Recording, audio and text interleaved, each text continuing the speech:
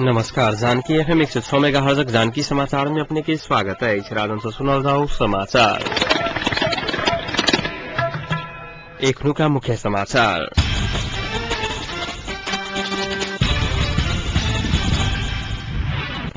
कांग्रेसक नेता सब आई धादिङ पहुंचल। हिन्दू सभक महान पावन जितिया के अवसर पर शुभकामना आदान प्रदान कार्यक्रम सम्पन्न। अवैध रकम जहाज देर पहुंचावे में पुलिस कलक सहयोग। सिरहा में सांपक कटाई से एक के जान गेल। परमेश्वर कापर की अध्यक्षता में राष्ट्रीय जनता दल नेपाल के प्रथम जिला सम्मेलन आई भेल सम्पन्न। अध्यादेश मार्फत सरकार चलावा समस्या भरल स्वास्थ्य मंत्री महतो के कहल। नेपाली कांग्रेसक शीर्ष नेता सब आई धादिङ पहुंचला। बीबी कोइराला युवा नेतृत्व विकास मंचक आयोजना में धादिङ में होवा लागल 3 दिने युवा छात्र प्रशिक्षण उद्घाटन कार्यक्रम के लिए नेपाली कांग्रेसक शीर्ष नेता सब आई दोपहर धादिङ पहुंचला। युवा छात्र भेला एवं प्रशिक्षण उद्घाटन कार्यक्रम में नेपाली कांग्रेसक सभापति सुशील कोइराला, वरिष्ठ नेता शेर बहादुर देउवा, उपसभापति रामचन्द्र पौडेल लगायत के नेता सब सम्बोधन करना। कार्यक्रम में 75 जिला सह 300 गोटे युवा छात्रा सबक सहभागिता रहल कार्यक्रम संयोजक उर्मिला थपालिया जानकारी दिलिया।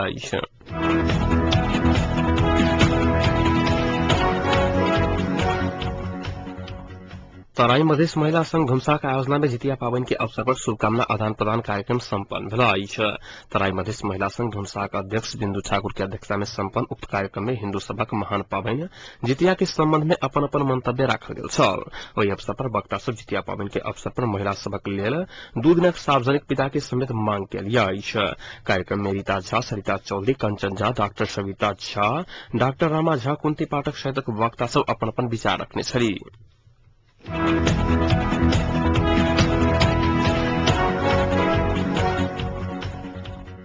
त्रिभुवन अंतर्राष्ट्रीय विमानस्थल में अवैध रकम पुलिस जहाज देर पहुंचावे में सहयोग करने खुलासा भेला। भारतीय नागरिक विनोद कुमार सोनी संघ से बरामद भेल रकम विमानस्थल देर पहुंचावे में प्रहरी हवलदार शोभित कार्की सहयोग करने प्रमाणित भेला। विमानस्थलक प्रमुख डीआईजी नारायण बास्कोटी आई पत्रकार सम्मेलन का जानकारी देना। कार्की डोमेस्टिक लाइट से छिड़क 5 तक सुरक्षा जांच के लिए छैल शौचालय पहुंचकर विदेशी मुद्रा सोनी के देने समेत 22 कोटी अम्बुत छली। सोनी के संघ से विभिन्न 9 देशक मुद्रा बरामद भेल पुलिस चौड़क प्रहरी हवलदार कार्की फरार रहला।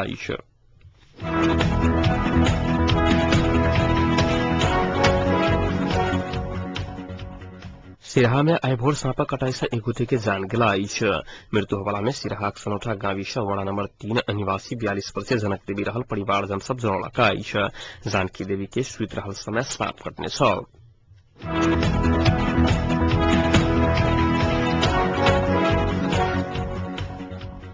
पेशकी रकम बारे छानबीन के मांग करत आंदोलनरत 12 राजनीतिक छोड़ दलक नेता आ कार्यकर्ता बीच प्रहरी बीच आई झड़प भेला।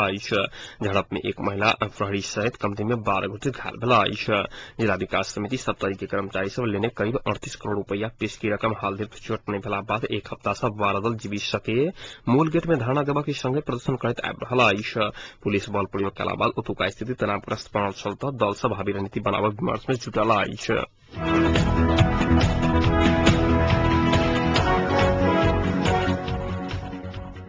आई वर्ष ऊख के मूल निर्धारण लगाए तक विभिन्न 4 बुंदे मांग रखे नेपाल ऊख उत्पादक किसान संघ आई काठमांडू स्थित चीनी उद्योग संघ के मांग पत्र पठौनिया।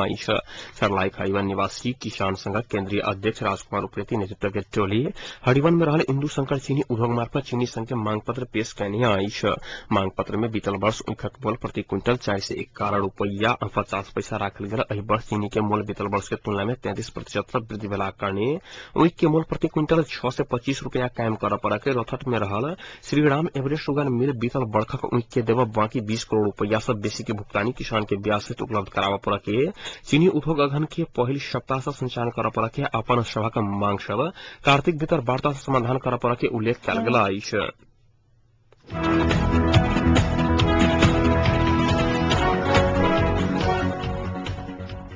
धनसा गोपालपुर में निःशुल्क स्वास्थ्य शिविर संचालन भेला।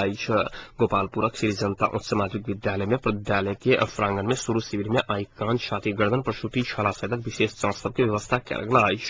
एहि क्रम में आई जानकी आंख अस्पताल जनकपुर में आई के निःशुल्क ऑपरेशन किया जा रहा।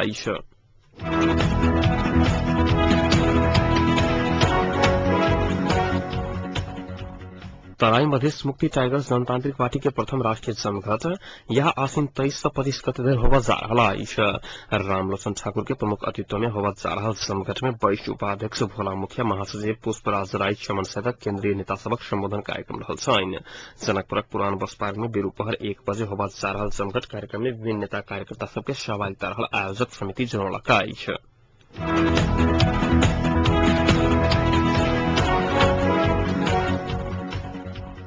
राष्ट्रीय जनता दल नेपाल के प्रथम जिला सम्मेलन आई परमेश्वर कापल की अध्यक्षता में गठन कल गया केन्द्रीय महासचिव तेज प्रकाश निषद के प्रमुख अतिथ्य में केन्द्रीय प्रचार प्रसार सचिव जयप्रकाश महतो तथा केन्द्रीय किसान संघ के इंचार्ज उपेन्द्र प्रसाद शाह के वरिष्ठ अतिथ्य में सम्पन्न जमघट के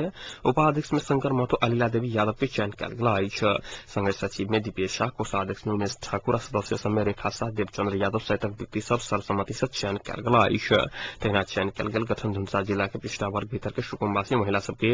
शीतमूलक आयोजन कार्यक्रम के प्राथमिकता देवा की मांग कर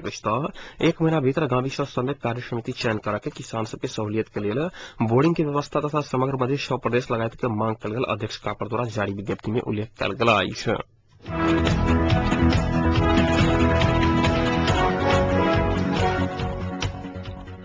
नेकपा माओवादी के प्रवक्ता पंपा भूसाल आपके सरकार के नेतृत्व अपने सब कर पावा के बतौलिया संविधान सभा विघटन के बाद सब दल के समान हैसियत भरला कारण आपके नेतृत्व माओवादी कलक मात्र अनियलपूर्ण राजनीति के निकास पेट बतौने छली रक्त संचार क्लब भक्तपुर आइका ने अंतर्क्रिया कार्यक्रम में प्रवक्ता भूसाल माओवादी के नेतृत्व में सरकार निर्माण भेल 30 साल में नेपाल के आर्थिक और सामाजिक विकास से दावी कैने छली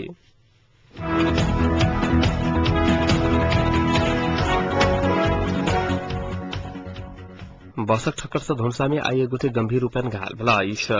जनकपुर से सीतापुर भंगाज जा रहल जो एक 684 नंबर के बसक ठक्कर से आए पिड़ाड़ी चौक पर एक गोटे नाम खुजर नहीं सकल पैदल यात्री गंभीर घायल भेला अंदाजी 30-35 वर्षीय वो व्यक्ति अपन घर जा रहा समय अचानक पछा से बस ठक्कर दिला बाद वो गंभीर घायल भेल बसक ठक्कर से गंभीर घायल भेल वो व्यक्ति के जनकपुर अंचल अस्पताल में उपचार भ रहल बस आज चालक पुलिसक नियंत्रण में रहला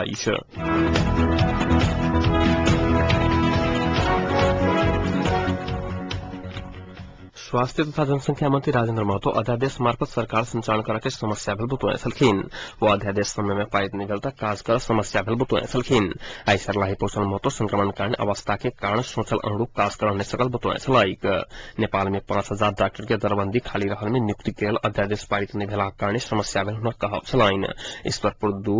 बेलबास में किसी दिन पहिने दुर्घटना में मृत्यु भेल मनोकामना बोर्डिंग के संस्थापक टिशिव मिकरानी के परिवार की संवेदना प्रकट कर गेल मंत्री महतो स्थानीय पत्रकार सब संग बातचीत करे तो सरलाही के 21 गांवी समय मच्छर जाल वितरण करके तथ्यांक संकलन करके काज भरल बतौने छलखिन और नेपाल के 5 जिला में स्वास्थ्य बीमा कार्यक्रम लागू करके आ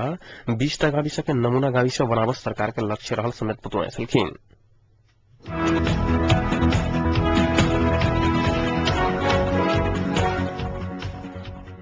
नेपाली कांग्रेसक महामंत्री कृष्ण प्रसाद सिटौला प्रमुख दलक शीर्ष नेता सबीच भरल वार्ता से नया सरकार के विश्वसनीय नेतृत्व चयन कर सकल देश के वर्तमान राजनीतिक गतिरोध अंत्य कर राजनीतिक सहमति जुटा के बतौने छलखिन आई एक संचार माध्यम में प्रतिक्रिया देते सिटौला एखन सहमति के बाधक सरकार के नेतृत्व के करत कहबला विषय भेल कारणे प्रमुख दलक शीर्ष नेता सब आप बनवला राष्ट्रीय सरकार के नेतृत्व कर विश्वसनीय व्यक्ति पहल छनौत कर आवश्यक भेल बतौने छलखिन वो एखन के समस्या समाधान कर देश के निकास के बदल सबीच एकता विश्वास आ विश्वसनीय नेतृत्व के आवश्यकता भेला कारणे के नेतृत्व कर कांग्रेस तैयार हल बतौने छलखिन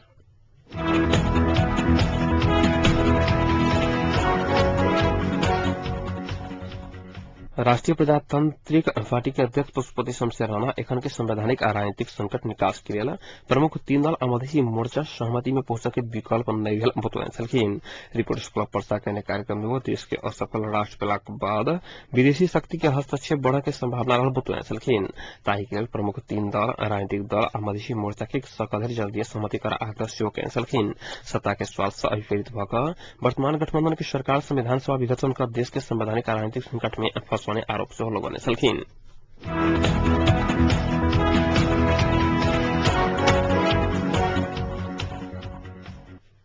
नेकपा एमाले के नेता केपी शर्मा ओली संविधान बनावा आदेश के समस्या समाधान कर के भट्टराई सरकार असफल रहल आरोप लोगों ने सलखीन पुलिस चौतारी ऐजापा के दमक में कहने पत्रकार भेंटघाट में वो दशई के बाद भट्टराई सरकार गिरा के दावी कराई था कि वो तानाशाही लादा के प्रयास करत प्रतिकार में उतरा एमाले तैयार रहल खनाल दावी करने सलखीन वो एमाले के कारण पहचान बनौने नेता सब पहचान खोजत पार्टी परित्याग करने मूर्खता भेल टिप्पणी करने सलखीन तैना पोखरा पहुंचल एमाले महासचिव ईश्वर पोखरेल प्रधानमंत्री डॉक्टर बाबूराम भट्टराई के नेतृत्व में बनल सरकार राजनीतिक संवैधानिक और नैतिक आधार समाप्त भ चुकल कहत यह सरकार दशे पहिने हटकर सहमति के सरकार बनावा प्रभाग में जोर देने सलखीन एमाले काज की कहने कार्यकर्ता भेंटघाट में महासचिव पोखरेल सरकार के बहिर्गमन हलुक किसिम सँ नई कला करने राष्ट्रपति अंतरिम संविधान में भेल अंतर्निहित अधिकार प्रयोग कर पक्ष धारणा रखने सलखीन राष्ट्रपति विघटित संविधान सभा में रहल राजनीतिक दल सब संख्या परामर्श में समय समय निर्धारण कर सरकार बनावा आह्वान करा के हुनक कहब छलैन।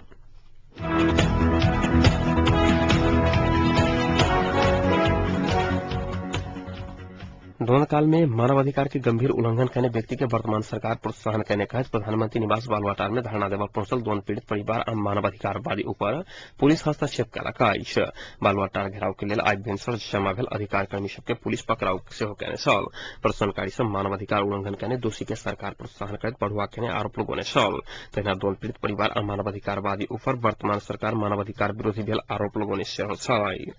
सरकार किछ दिन पहिने मानवाधिकार उल्लंघन के आरोप लगौने नेपाली सेना के निरीक्षक राजू बस्नेत के सहायक रथी में बढ़ुआ करने छल अधिकार कर्मी सब प्रधानमंत्री निवास घेरैत बस्नेत के बढ़ुआ कड़ा के निर्णय समेत फिर्ता लेवा दबाव देने छल विरोध में सहभागी दिनेश त्रिपाठी सरकार तत्काल निर्णय फिर्ता नहीं लगता आंदोलन के आरोप बढ़ावा की चेतावनी सेहो देने छलखिन बस्नेत के 49 गोटे माओवादी कार्यकर्ता बंदी अवस्था से बेपत्ता करने आरोप लगाओल गेल छल।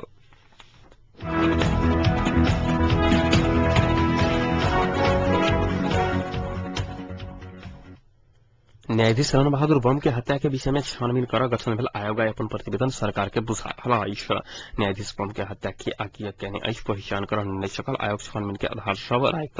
प्रतिवेदन आई बुझावा लागल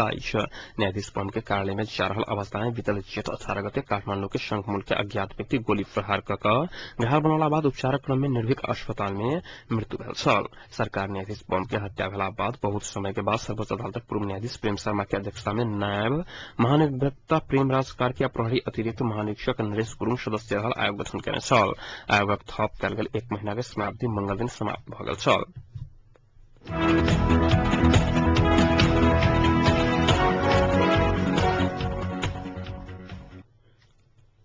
अब खेल प्रसंग श्रीलंका में जारी T20 विश्व कप क्रिकेट के खेल के उपाधि के लिए आज श्रीलंका और वेस्ट इंडीज बीच प्रतिस्पर्धा है। श्रीलंका के प्रेमदास अंतर्राष्ट्रीय क्रिकेट मैदान में सांझ 7:15 बजे से खेल शुरू है। श्रीलंका महिला जयवर्धन ने वेस्ट इंडीज टूरिस्ट समिति के नेतृत्व में मैदान में उतरत T20 विश्व कप के उपाधि एखन धरि जीत नहीं सकल दोनों देश अपन अपन पूर्ण तैयारी के संग मैदान में उतरा लागल। श्रीलंका पाकिस्तान और वेस्ट इंडीज ऑस्ट्रेलिया के सेमीफाइनल में पराजित कर फाइनल में प्रवेश करने आई।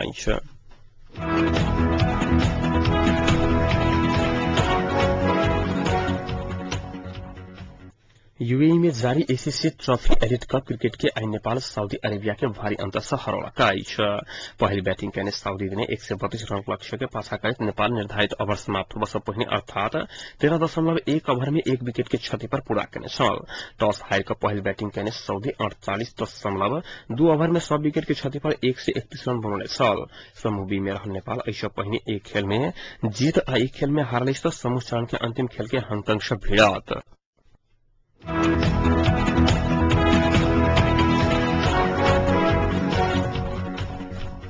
अब तापक्रम जनकपुरक तापक्रम 31 डिग्री सेल्सियस रहला।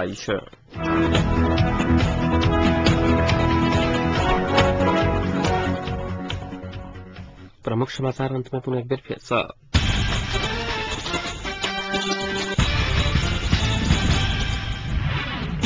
कांग्रेसक नेता सब आइ धादिंग पहुंचल हिंदू सभा के महान पावन जितिया के अवसर पर शुभकामना आदान प्रदान कार्यक्रम संपन्न। अवैध रकम जहाज से पहुंचा रहल पुलिस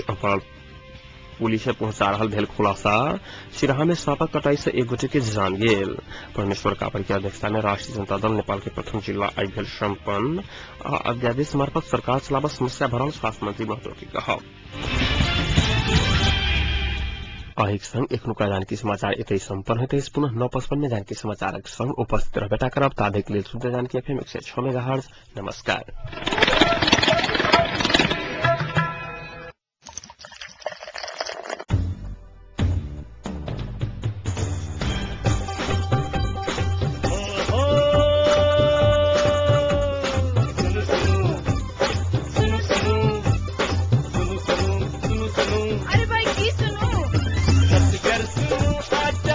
खबर सुनू,